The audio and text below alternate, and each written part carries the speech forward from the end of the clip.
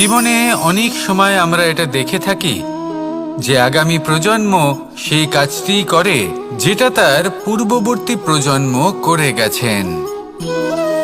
একটা উদাহরণ দিই, তাহলে দেখুন, একদিকে আছে মাতা পিতা যারা আজীবন সংঘর্ষ করেছেন ধন অর্জন করার জন্য। তারপর তারই সন্তান তার সাথেই লড়াই করে তার থেকে সমস্ত সম্পত্তি ছিনিয়ে নিল। তারপরে যত সময় অতিবাহিত হয় সেই সন্তানের সাথেও সেই একই ক্রিয়া ঘটতে থাকে। তার সন্তান তার সমস্ত সম্পত্তি ছিনিয়ে নেয়। তাহলে এমন কি সঞ্চয় করবেন যা পরবর্তী প্রজন্মকে দিয়ে যেতে পারেন সেই বিষয়ে ভাবুন। ভেবে দেখুন, এই যে ধন সঞ্চয় আপনি করছেন এর আসলে লাভ কি? অবশ্যই আবশ্যক, কিন্তু এটাই কি শুধু সবথেকে গুরুত্বপূর্ণ বিষয় যেখানে আপনি জানেন যে আপনি এই সম্পত্তি ভোগ করতে পারবেন না, কারণ এই সমস্ত সম্পত্তি আপনাকে পরবর্তী প্রজন্মের হাতে সঁপে দিতে হবে। তাহলে ধন সঞ্চয় করুন, কিন্তু এমন একটা সম্পত্তি কেন সঞ্চয় করা উচিত নয় যার উপভোগও আপনি করতে পারবেন, পরবর্তী প্রজন্মকেও দিয়ে যেতে পারবেন, আর মতভেদও হবে না। এমন সম্পত্তি আছে, আর এই সম্পত্তি হলো প্রেম। যদি আপনার মনে কোনো কিছু সঞ্চয় করার বাসনা জেগে ওঠে, তাহলে প্রেম সঞ্চয় করুন। সেটা পরবর্তী প্রজন্মও পাবে এবং সেই প্রজন্ম ভবিষ্যতে ভালোবাসা ছড়াতে থাকবে। আর তখন এই মন সুপ্রসন্ন হয়ে বলবে, রাধা রাধা। মানুষ ভাবেন যে ধন অর্জন করা হলো অত্যন্ত গুরুত্বপূর্ণ। তিনি আজীবন ধন অর্জন করতে থাকেন, ধন অর্জন করার চেষ্টা করতে থাকেন। সে যাই হয়ে যাক না কেন, পরিশ্রম করতে থাকেন। স্বাস্থ্যের দিকে নজর দেন না, না উচিত সময় খাবার খান, না উচিত সময় ঘুমোতে যান, না পর্যাপ্ত সময় পর্যন্ত ঘুমন, কিছুই না। ধন অর্জন করতেই থাকেন, করতেই থাকেন। আর কিছু সময় পরে যখন তিনি অসংখ্য ধন লাভ করে ফেলেন, তখন তার সাথে ওনার শরীরে অনেক রোগ বাসা বাঁধে। এইসব রোগের উপচার করতে করতে সেই সমস্ত ধন যা উনি অর্জন করেছেন তা তিনি ব্যয় করে ফেলেন। শেষ পর্যন্ত কি হয়? আমরা যেভাবে এসেছি ঠিক সেইভাবেই ফিরে যাই, ধন এখানেই থেকে যায়। দেখুন, একটা অত্যন্ত গুরুত্বপূর্ণ কথা রয়েছে যে আপনার বোঝা উচিত। এই যে ধন, তার ব্যবহার করুন জীবনকে আরো ভালো করে তোলার জন্য। ধনের সদ্ব্যবহার করা উচিত, এমন যেন না হয় এই ধন আপনাকে ভোগ করে ফেলে। এই জীবনকে নিশ্চিত রূপে আরো শ্রেষ্ঠ করে তুলুন, কিন্তু এই ধন অর্জন করার এই প্রক্রিয়াতে নিজের সারা জীবনকে নষ্ট করে ফেলবেন না। এই জীবন উপভোগ করতে শিখুন, আর আমার সাথে ভালোবেসে বলুন, রাধা রাধা। কথায় আছে, অন্ধকারে প্রদীপ প্রজ্বলিত করলে চতুর্দিক আলোকিত হয়। কিন্তু যদি এই প্রদীপ আমি সূর্যের আলোর সম্মুখে সকালবেলায় প্রজ্বলিত করে রেখে দিই, তাহলে কি হবে? আপনি বলবেন যে এটা করে তো কোনো লাভই হলো না। সূর্যের প্রকাশের সামনে এই প্রদীপ আসলে কিছুই নয়। এবার এই চিন্তা ভাবনা প্রত্যেক দিন করতে হবে, আর একটা অমূল্য শিক্ষা পেতে হবে। মনে করুন যে আপনি মহাপুরুষের সামনে বসে আছেন, কোনো মহাজ্ঞানীর সামনে। তাহলে সেই ব্যক্তির সামনে নিজের জ্ঞানের প্রদীপ প্রজ্বলিত করবেন না, নীরব থাকুন, আর সেই ব্যক্তির সূর্যের প্রকাশের মতো জ্ঞান প্রাপ্ত করুন। যতটা পারবেন জ্ঞান লাভ করুন। যদি এমন কোনো সময়, এমন কোনো স্থানে আপনি আছেন যেখানে চতুর্দিক অন্ধকার, কারোর কাছেই জ্ঞান নেই, সেখানে নিজের জ্ঞানের প্রদীপ প্রজ্বলিত করুন। এমন করলে দুদিক থেকেই আপনার লাভ হবে। আপনার জ্ঞান প্রাপ্তিও হবে, আর জ্ঞানের সঠিক প্রয়োগও করতে পারবেন। আর এই মন প্রসন্ন হয়ে বলবে, রাধা রাধা। মানুষের মধ্যে একটা বিচিত্র প্রবৃত্তি থাকে, অন্য সকলের বিষয়ে, তাদের জীবনের বিষয়ে, তাদের ব্যক্তিত্বের বিষয়ে, তাদের ভবিষ্যতের বিষয়ে অনুমান করা। এটা হলো অনুচিত। কারোর অতীতকালকে দেখে লোকে ভবিষ্যৎ বলে দিতে পারেন, বর্তমানকে দেখে ভবিষ্যতের বিষয়ে অনুমান করে ফেলেন। উদাহরণ দিতে হলে বলবো, কোনো দাসকে দেখুন, ওকে দেখে লোকে বলে যে ওর ভবিষ্যৎ সেটাই হতে পারে, অনুমান করে ফেলেন। আর এই রাজাকে দেখুন, উনি তো কত সুখী হবেন, উনি তো জগতের সব থেকে অধিক সুখী মানুষ, কত সুখ সুবিধা আছে ওনার কাছে, ধারণা করে ফেলেন। তবে সত্য তো এটাই যে কারোর ব্যক্তিত্বের বিষয়ে, তাদের ভবিষ্যতের বিষয়ে আপনি পূর্ণ সত্য কখনোই বলতে পারবেন না, শুধু অনুমান করতে পারবেন। আর এই অনুমান করে সত্যি কোনো লাভ হয় না, কারণ এই কাল সেটা হলো অত্যন্ত শক্তিশালী। কালো থেকে কালোতর কয়লাকেও হিরেতে পরিণত করতে পারে, অনেক বড় বড় রাজাকেও বিদূষক বানিয়ে ফেলতে পারে এক মুহূর্তেই। তাহলে আপনি অনুমান করে কি লাভ? কি পেলেন অনুমান করে? সেই জন্য কারোর বিষয়ে কোনো অনুমান করবেন না, তার ভবিষ্যতের বিষয়ে অনুমান করতে যাবেন না, কারোর বিষয়ে কোনো ধারণা করে নেবেন না। কিছু করতে হলে ভালোবাসুন, সবার মধ্যে ভালোবাসা ছড়ান, সবার মধ্যে ধন্যাত্মক ভাব ছড়ান। এই মন প্রসন্ন হয়ে বলবে, রাধা রাধা। কেউ বলে জীবন খুব ক্ষণস্থায়ী, কেউ বলে জীবন হলো একটা সুন্দর স্বপ্নের মতো, আবার কেউ বলবে জীবন হলো এক কঠোর সত্য। কিন্তু জীবন আসলে কি? জীবন হলো আপনারই প্রতিবিম্ব, একটা দর্পণ। অর্থাৎ আপনি জীবনকে সেইভাবেই পাবেন যেরকম আপনি নিজেকে প্রতিপন্ন করবেন। যদি আপনি দর্পণের দিকে তাকিয়ে হাসেন, তাহলে আপনি সামনে হাসি মুখী দেখতে পাবেন। এবার যদি আপনি গম্ভীর হয়ে থাকেন, তাহলে আপনি একজন রুষ্ট ব্যক্তি দেখতে পাবেন। শেষে সবথেকে বেশি গুরুত্বপূর্ণ হলো আপনার চেষ্টা। আপনাকে সবসময় চেষ্টা করতে হবে যাতে আপনি নিজেকে প্রসন্ন এবং ইতিবাচক মনোভাবে রাখেন। এটা হলো আপনারই উত্তরদায়িত্ব, তাকে পালন করুন। এই মনকে প্রসন্ন রাখুন, এই সংসারকে সুন্দর বলে মনে হবে। আর এই মন প্রসন্ন হয়ে বলবে, রাধা রাধা। মানুষের একটি সমস্যা আছে যে মানুষ সাফল্যকে মাপতে থাকেন, লক্ষ্যপ্রাপ্তিকে মাপতে থাকেন এবং তার তুলনা করতে থাকেন যে ও এত কিছু পেল আর আমি পেলাম না,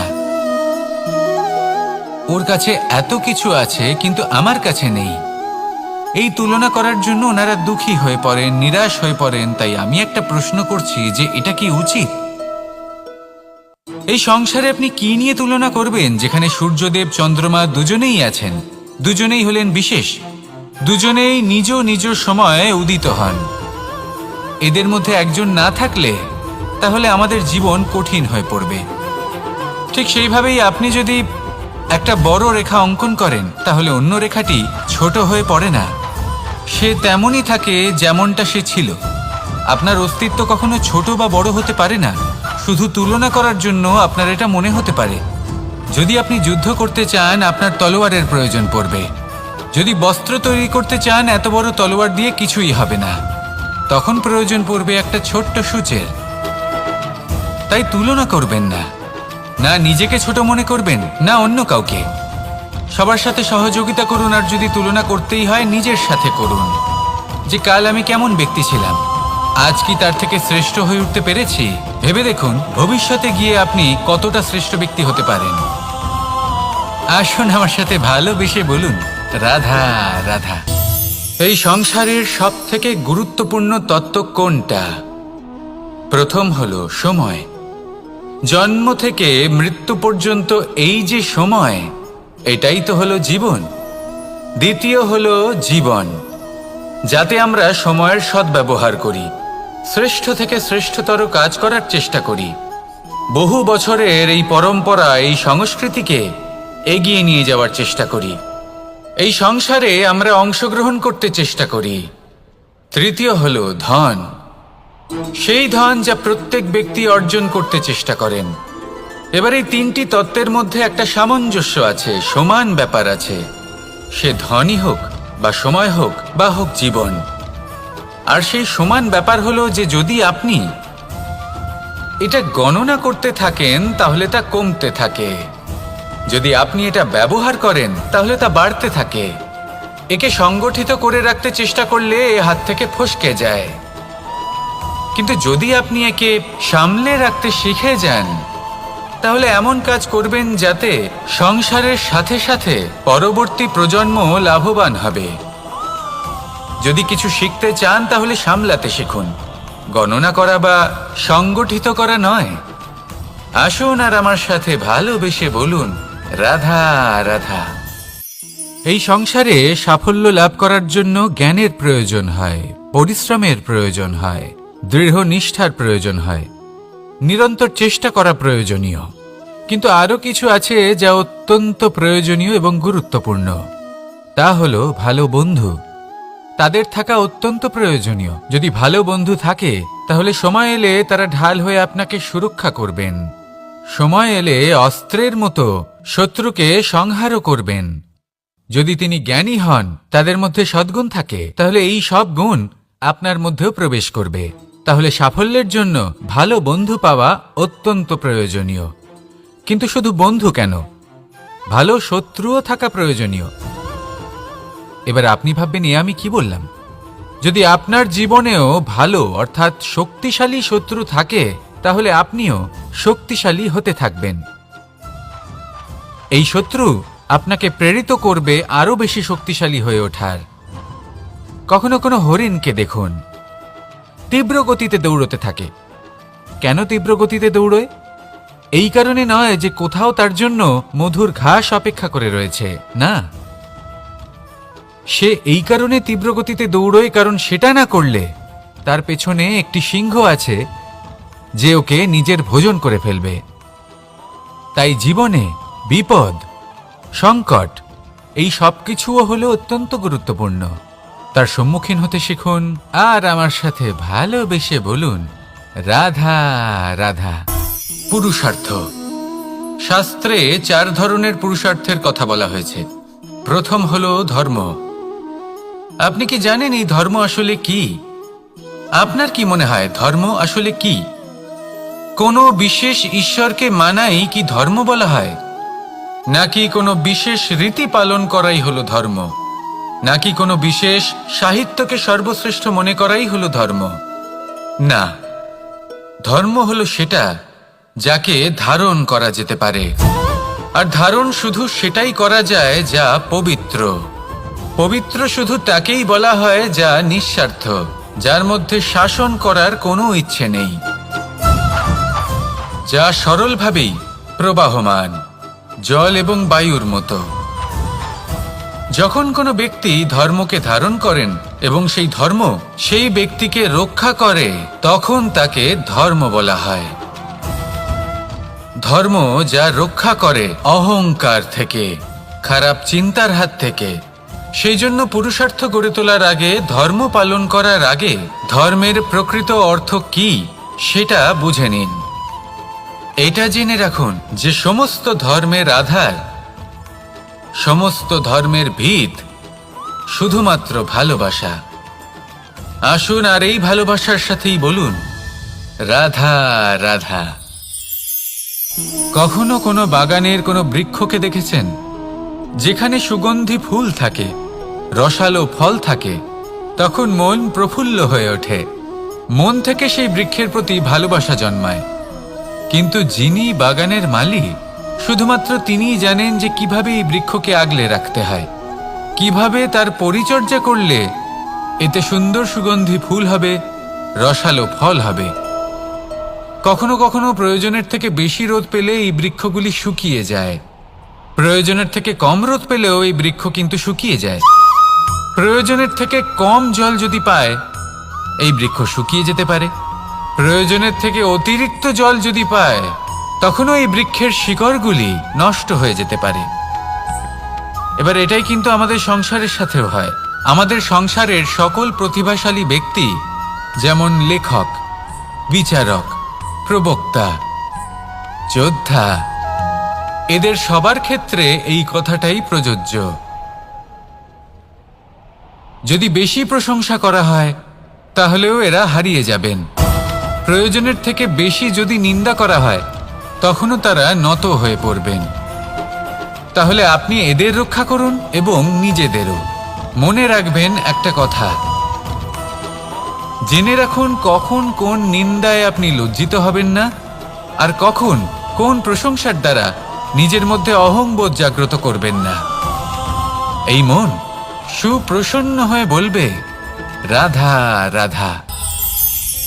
এই সাগর কত বিশাল আকার, কখনো শান্ত কখনো উত্তাল, কিন্তু এই সাগরকে এত মহান কে করে তুলল? জল। এবার এই জলের যাত্রা দেখুন, সেটা কতটা কঠিন। এই জল সাগরে থাকে, সূর্য ওকে এতটা উত্তপ্ত করে তোলে যে এই জল নিজের অস্তিত্ব হারিয়ে ফেলে এবং বাষ্পে পরিণত হয়ে হাওয়ায় মিলিয়ে যায়।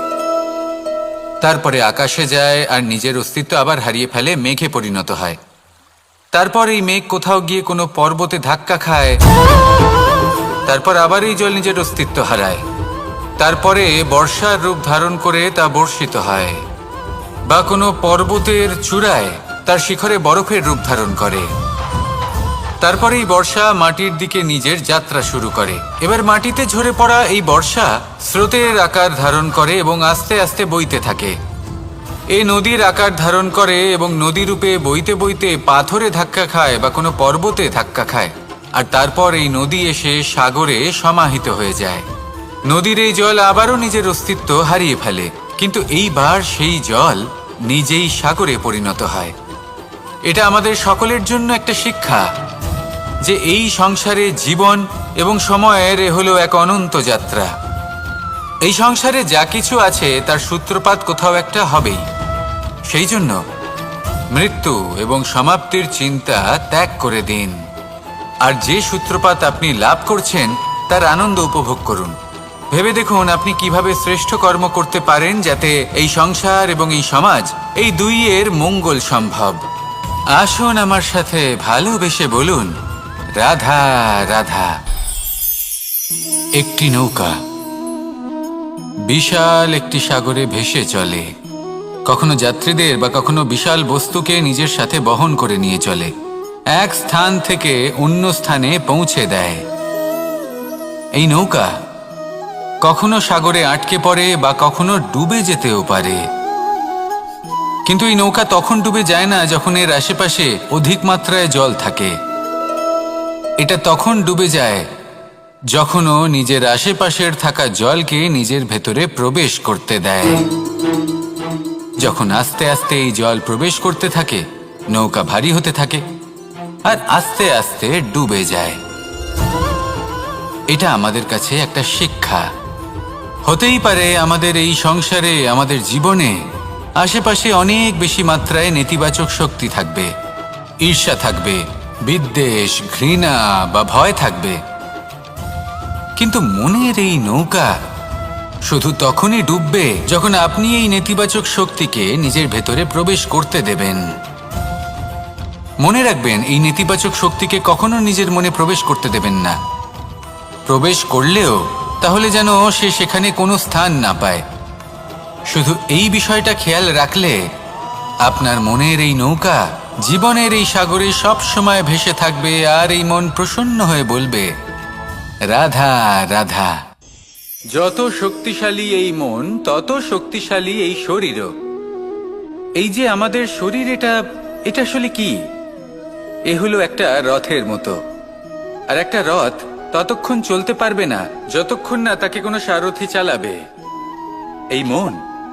এই মন হলো শরীরের সারথি। এবার ভাবুন, যদি এই সারথি শক্তিহীন হয়, দুর্বল হয়, তাহলে এই রথের কি হবে? এটা উচিত পথে চলতে পারবে না, উচিত গতিতে চলতে পারবে না, মন মতো স্থানে এটা পৌঁছতেও পারবে না। সেই জন্য মনের শক্তি অত্যন্ত প্রয়োজনীয়। এবার মনের শক্তি আমরা কোথা থেকে লাভ করি? দৃঢ়তার শক্তি থেকে। এবার এই শক্তি আমরা কিভাবে বাড়াতে পারি? আমরা প্রতিদিন কিছু নতুন স্থির করি, কিছু ছোট কিছু বড়, আর যেই আমরা নতুন কিছু পূর্ণ করি, আমাদের মনের শক্তি বেড়ে যায়। আর যদি পূর্ণ না করতে পারি, মনের শক্তি কমে যায়। একটা দেওয়ালের মতো ছোট ছোট ছোট ছোট শিলা আমরা একটার পর একটা স্থাপন করে একটা দেওয়াল তৈরি করি। এতগুলো পাথর যখন একত্রিত হয়ে যায়, তখন এমন এক দেওয়াল তৈরি হয় যাকে ভাঙা প্রায় অসম্ভব হয়ে দাঁড়ায়।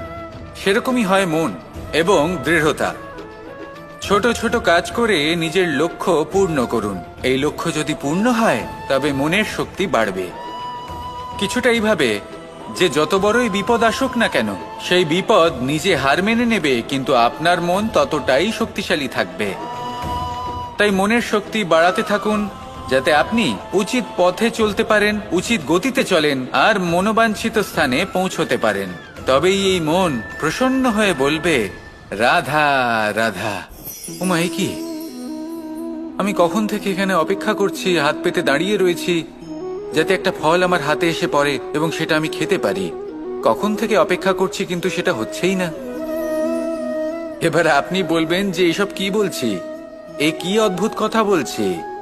যদি ফল খেতে হয় তাহলে আমাকে বৃক্ষে চড়তে হবে, ফলের কাছে পৌঁছতে হবে, তবেই তো ফল পাবো।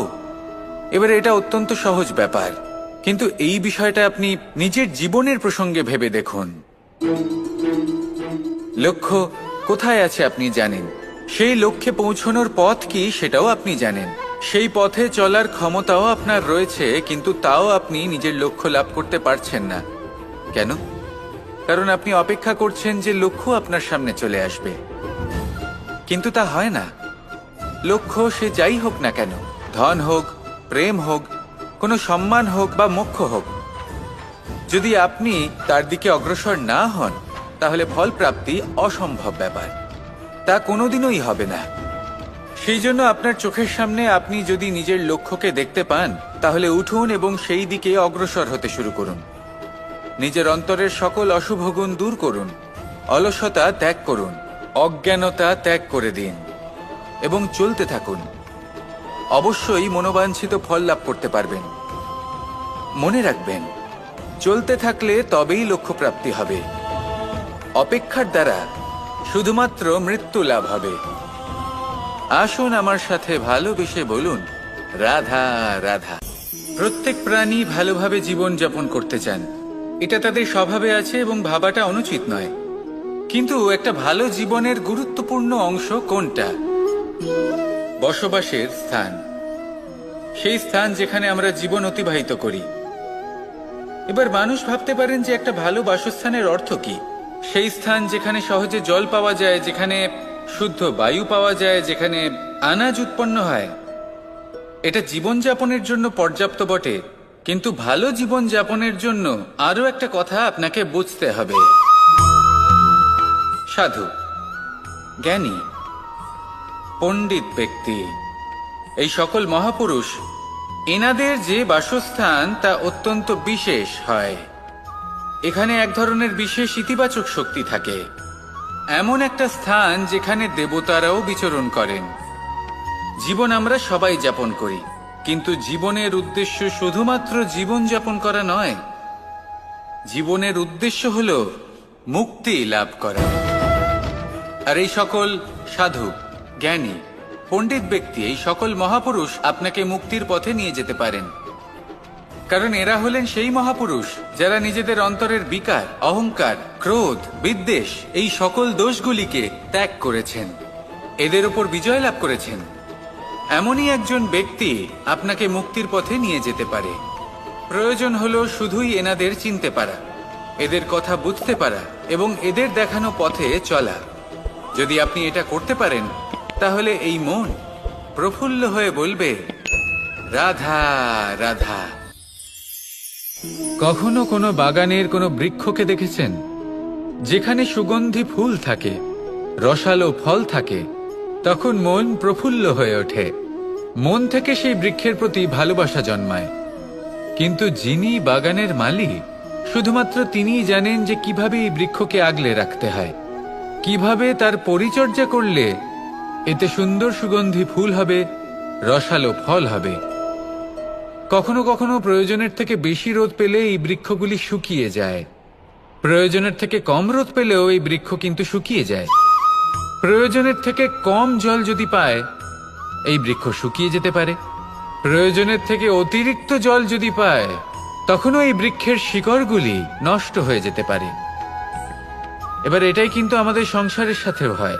আমাদের সংসারের সকল প্রতিভাশালী ব্যক্তি, যেমন লেখক, বিচারক, প্রবক্তা, যোদ্ধা, এদের সবার ক্ষেত্রে এই কথাটাই প্রযোজ্য। যদি বেশি প্রশংসা করা হয় তাহলেও এরা হারিয়ে যাবেন। প্রয়োজনের থেকে বেশি যদি নিন্দা করা হয় তখনও তারা নত হয়ে পড়বেন। তাহলে আপনি এদের রক্ষা করুন এবং নিজেদেরও। মনে রাখবেন একটা কথা, জেনে রাখুন কখন কোন নিন্দায় আপনি লজ্জিত হবেন না, আর কখন কোন প্রশংসার দ্বারা নিজের মধ্যে অহংবোধ জাগ্রত করবেন না। এই মন সুপ্রসন্ন হয়ে বলবে, রাধা রাধা। জল, এ হলো জীবনের আধার পঞ্চতত্ত্বের মধ্যে একটি, আর অত্যন্ত বিশেষ। এর থেকে অনেক বড় শিক্ষা পাওয়া যায়। এই জল গন্তব্যের বিষয়ে এর স্পষ্ট ধারণা আছে। ও জানে ওর লক্ষ্য কি, আর প্রয়াস করে ততদূর সে পৌঁছেও যায়। এটি পর্বত থেকে বয়ে নিচে নেমে আসে, নদীর সাথে সমাহিত হয়ে তার সাথে বয়ে চলে, চিরসবুজ বনানী গড়ে তোলে, প্রাণীদের তৃষ্ণা নিবারণ করে, সামনে এগিয়ে চলে, মানুষের সাথে মিলিত হয়। যারা একে বাঁধের মধ্যে বেঁধে রাখতে চেষ্টা করে সে বন্দি দশাতেও থেকে যায়, মানুষের কল্যাণ করে। তারপর বাঁধ থেকে মুক্তি পেয়ে এগিয়ে চলে, কোথাও ধাক্কা খায়, কোথাও বাধা পড়ে, কোথাও যদি পথ খুঁজে না পায় তাহলে পথ খুঁজেই নেয়, আর যেখানে পথ থাকে না সেখানে পথ বানিয়ে নেয়, আর শেষ পর্যন্ত নিজের লক্ষ্যে পৌঁছেই যায়, অর্থাৎ সমুদ্রে গিয়ে সমাহিত হয়ে যায়। আমাদেরও কিছুটা এরকমই হয়ে উঠতে হবে। যেখানেই যাবেন সকলের কল্যাণ করুন, সামনে এগোন।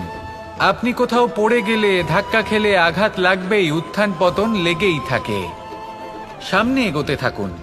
কোথাও পথ না পেলে তা খুঁজে নিন, কোথাও পথ না থাকলে তা বানিয়ে নিন। নিজের গন্তব্যের কথা সব সময় মনে রাখুন। শেষ পর্যন্ত নিজের মোক্ষ লাভ আপনি অবশ্যই করবেন। আর আমার সাথে ভালোবেসে বলুন, রাধা রাধা। জীবনের প্রত্যেক মুহূর্ত আমাদের কিছু না কিছু শিক্ষা দেয়, নির্ভর করছে আমাদের দৃষ্টিভঙ্গির উপর। যেমন নদী হলো আমার অত্যন্ত প্রিয়, নদীতে ভ্রমণ করতে আমার খুব ভালো লাগে। কি বলেন? নদীতে সবসময় নতুন কিছু থাকে, ও পুরনো কিছুই নিয়ে বসে থাকে না, সব সময় প্রবাহমান, কখনো থামে না। ততক্ষণ থামে না যতক্ষণ না সাগরে গিয়ে সমাহিত হচ্ছে। ঠিক এইভাবেই আমাদেরও উচিত নিজের জীবন অতিবাহিত করা, নদীর মতো। প্রত্যেক মুহূর্ত নতুন, তাই সেইভাবেই জীবন যাপন করুন। পুরনো কিছুই একত্রিত করে রাখবেন না, বিগত স্মৃতির মাঝে নিজেকে হারিয়ে ফেলবেন না। এই যে বর্তমান, এই যে মুহূর্ত, সেটাই হলো সর্বশ্রেষ্ঠ। এর মাঝেই জীবন যাপন করুন, নদীর মতো প্রবাহমান হতে শিখুন। আপনি শিখে গেলে তাহলে মনে রাখবেন, আমার আপনার মাঝে বিচরণ করতে বড়ই ভালো লাগবে। যে ব্যক্তি আনন্দের সাথে জীবনের প্রত্যেকটা মুহূর্ত অতিবাহিত করে কোনো চিন্তা ছাড়াই, প্রবাহমান হয়, কখনোই থামে না, যতক্ষণ না মুক্তি লাভ করছেন, এমন ব্যক্তির মধ্যেই রাধাকৃষ্ণ বসবাস করেন। তাহলে আসুন আমার সাথে ভালোবেসে বলুন, রাধা রাধা। সূর্যের প্রকাশ, অন্ধকারকে দূর করে দেওয়া সেই মহানায়ক।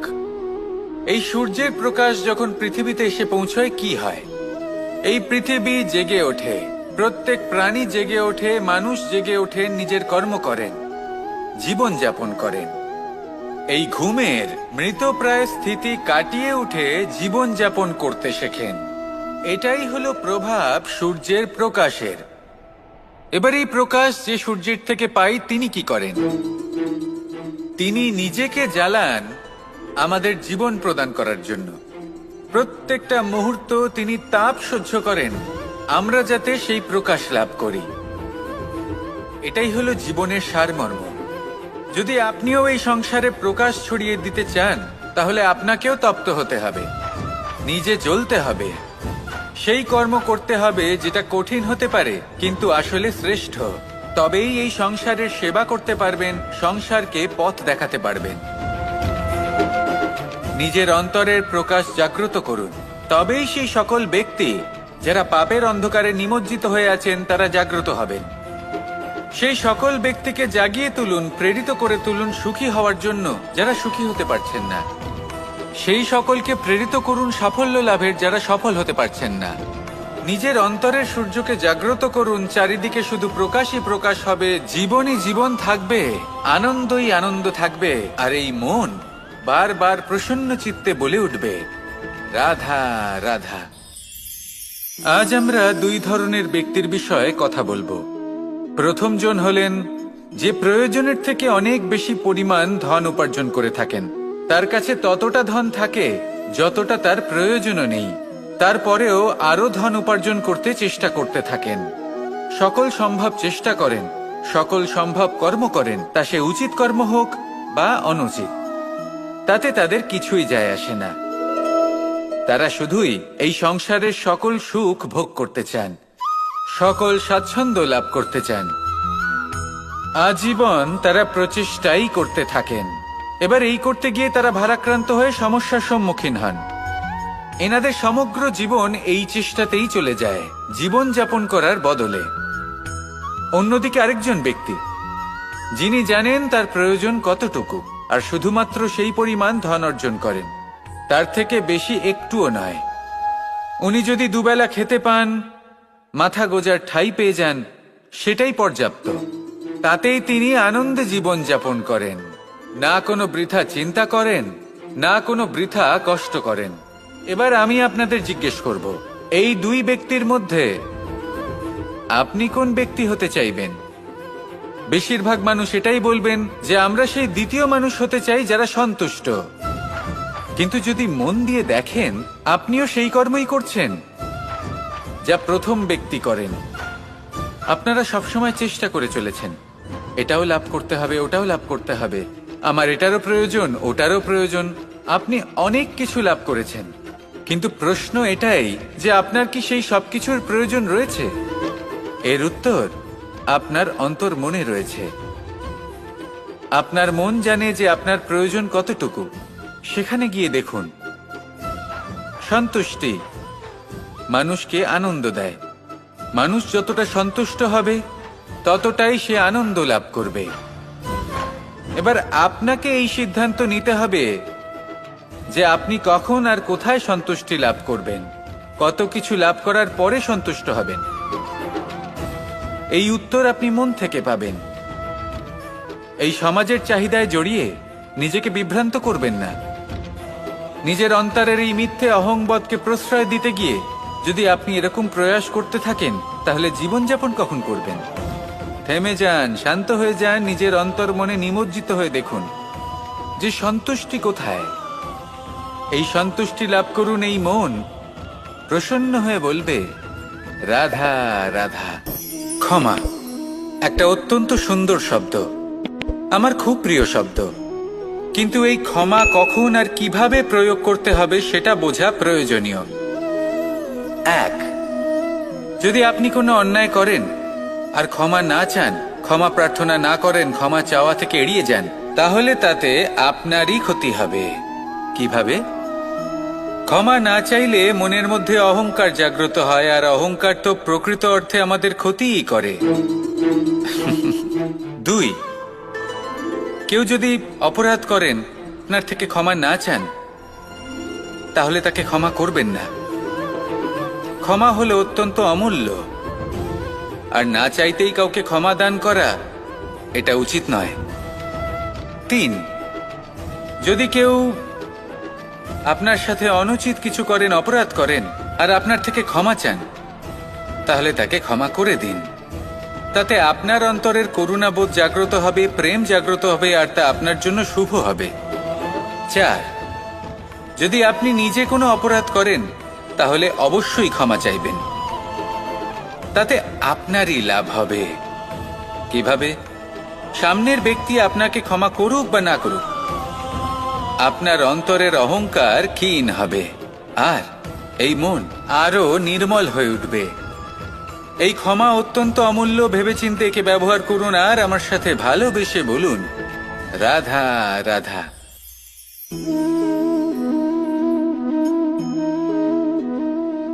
ভোজনের দ্বারাই শরীর পুষ্টি লাভ করে। ছোটবেলা থেকে আজ পর্যন্ত যাই আপনার ভোজন হয়ে থাকুক, যাই আপনার আহার হয়ে থাকুক, সেই অনুসারেই আপনার শরীর গঠিত হয়েছে। এই ভোজন অত্যন্ত গুরুত্বপূর্ণ, সেই জন্য এর প্রত্যেক অংশকে বোঝা খুব আবশ্যক। প্রথম অংশ, যে আমরা কি গ্রহণ করছি, এই ভোজন কোন স্থান থেকে আসছে সেটা বুঝুন। দ্বিতীয় অংশ, ভোজন কে বানাচ্ছেন। এই ভোজন সর্বশ্রেষ্ঠ তখনই হয় যখন মাতার হাতে তৈরি করা ভোজন হয়। কিন্তু যদি মাতার তৈরি করা ভোজন আপনি প্রাপ্ত নাও করতে পারেন, তাহলে সেই ব্যক্তির ভোজন তৈরি করা উচিত যিনি সাত্ত্বিক। তৃতীয় অংশ, কোন স্থানে আপনি ভোজন গ্রহণ করছেন। যে স্থানে আপনি ভোজন গ্রহণ করছেন তা সাত্ত্বিক হওয়া উচিত। তাহলে অত্যন্ত গুরুত্বপূর্ণ। এবং চতুর্থ সবথেকে গুরুত্বপূর্ণ অংশ, তা হলো এই ভোজন আপনি যার দ্বারা প্রাপ্ত করেছেন, যেখান থেকে প্রাপ্ত করেছেন, যে স্থানে বসে আপনি ভোজন গ্রহণ করছেন তার প্রতি কৃতজ্ঞতা প্রকাশ করুন এবং ভোজন পূর্ণরূপে সমাপ্ত করুন। তবেই এই ভোজন আপনাকে সুখী জীবন দান করবে, সুস্থ শরীর দেবে, আর এই মন তা সুপ্রসন্ন হয়ে বলবে, রাধা রাধা।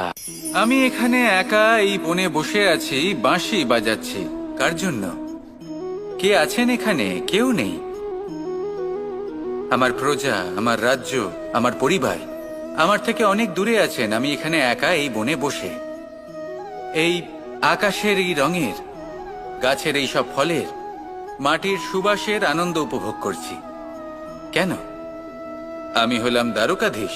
এমন কি রাজকীয় বা ভৌতিক সুখ রয়েছে যে আমি ওখানে পেতে পারি না? সবকিছুই পেতে পারি, তাও এখানে বনে একা বসে আছি। কোন সুখ খুঁজে চলেছি? একা থাকার সুখ।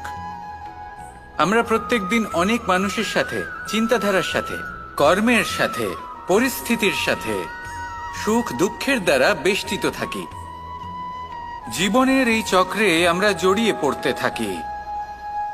যতই আমরা এই সমস্যার সমাধান করি, আমরা ততই এতে জড়িয়ে পড়ি। আমরা এতটাই জড়িয়ে পড়ি যে যখন আমরা আয়নায় নিজেদের দেখি, তখন আমরা নিজেদের চিনতেই পারি না। এমন মনে হয় যেন আমরা নিজেদের হারিয়ে ফেলেছি। সেই জন্য প্রত্যেক দিন আপনি কিছু সময় নিজের সাথে কাটান একান্তে। এটা অত্যন্ত আবশ্যক। নিজের অস্তিত্বের গভীরে গিয়ে দেখতে শিখুন, নিজেকে বুঝুন। অদ্ভুত শান্তির অনুভূতি হবে। যেমন এই বায়ু, এই বৃক্ষ, এই পুষ্প, এই নিসর্গ, এদের মতো আপনিও কখনো একলা হতে শিখুন। কখনো নিসর্গের একটা অংশ হয়ে দেখুন। এই মন প্রসন্ন হয়ে বলবে, রাধা রাধা। বাহ, পুষ্পের সুবাস আমার খুব ভালো লাগে। অত্যন্ত সুন্দর হয় এই পুষ্প। এইভাবে চারিদিকে পুষ্প দেখে মন আনন্দিত হয়ে ওঠে। এবার আপনারা ভেবে দেখুন, আমার চারিদিকে পুষ্প নয়, আগুন আছে। তাহলে কি হবে? আমার শরীর কি জ্বলে যাবে না? অবশ্যই জ্বলবে। শরীরকে কি আগুনের তাপ সহ্য করতে হবে না? অবশ্যই সহ্য করতে হবে। এটাই হলো প্রকৃতির নিয়ম। এই নিয়ম কিন্তু আমরা সবাই জানি, কিন্তু আমাদের মধ্যে বেশিরভাগ মানুষ এই বিভ্রান্তি নিয়ে বাঁচি যে এই যে প্রকৃতির নিয়ম, তা আমার ওপর প্রযোজ্য নয়। তা কিন্তু নয়। আমাদের চতুর্দিকে এই যে নিসর্গ রয়েছে, আমরা তার কতটা ক্ষতি করি সেটা একবার ভেবে দেখুন। আমরা বনাঞ্চল জ্বালিয়ে দিই, বায়ু দূষিত করি, জল দূষিত করি, প্রাণীদের হত্যা আমরা করি। কেন? এই নিসর্গ আমরা নষ্ট করি, যদিও আমরা জানি যে আমরাও হলাম এই নিসর্গেরই অংশ। এবার দেখুন, শরীরের কোনো অংশে যদি আগুন ধরান, আস্তে আস্তে সমস্ত শরীরও জ্বলে যাবে। সেইভাবেই নিসর্গ যদি নষ্ট হয়ে যায় তাহলে মনুষ্য জাতিও নষ্ট হয়ে যাবে। তাই এই যে নিসর্গ আপনি দেখছেন, এই পুষ্প, এই বৃক্ষ, বায়ু, জল, এদের সকলকে রক্ষা করুন, নষ্ট নয়। মনে রাখবেন, যদি নিসর্গ থাকে মানুষ থাকবে, যদি নিসর্গ থাকে তাহলেই জীবন থাকবে। আসুন আমার সাথে ভালোবেসে বলুন, রাধা রাধা।